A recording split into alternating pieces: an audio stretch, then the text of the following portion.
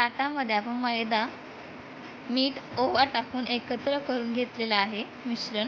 त्यामध्ये आपण तेल टाकून ते सगळं एकत्र एकजीव करून घेतलेले आहे. नंतर त्याचा एक चांगला घट्ट असा गोळा मळून घेतलेला आहे. चांगल्यापैकी ते मळून घेऊ आणि त्याला 10-15 मिनटं आपण झाकून ठेवूया. त्यानंतर एका कढईमध्ये तेल टाकून त्यात अद्रक मिरचीची पेस्ट टाकूया आणि जिरा, धने, बडीशेप यांची पेस्ट करून आपण कुटून ते टाकलेलं आहे. त्याच्यामध्ये हळद, लाल मिरची पावडर आणि गरम मसाला टाकून परतून घेतलेला आहे आणि बेसनही आपण त्यामध्ये एकत्र करणार आहोत. थोडेसे मीठ टाकून नंतर त्यामध्ये बटाटे टाकून आपण परतून घेऊया आणि त्याच्यावर वरून कोथिंबीर वगैरे टाकून ठेवून देऊया. आता परत आपण मळलेला पीठ घेऊया, त्याचे गोळे करून घेऊया. चांगले सगळे एकत्रच करून घेऊया आपण गोळ्या आणि चांगली याची वाटीसारखे बनवून त्याच्यामध्ये आपण जे थंड झालेलं मिश्रण आहे ते आपण भरूया आतमध्ये.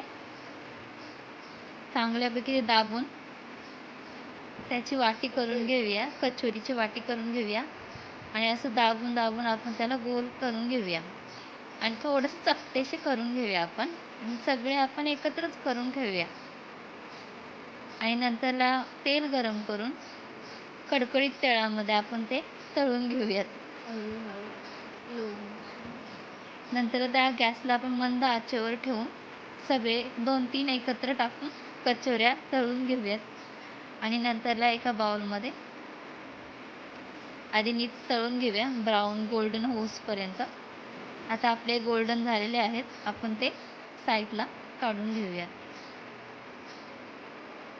आणि आता आपण बघू शकता कसे झालेले आहेत आपले कचोऱ्या. आता मी एक तुम्हाला फोडून दाखवते. बघा कसे झालेत, छान अशा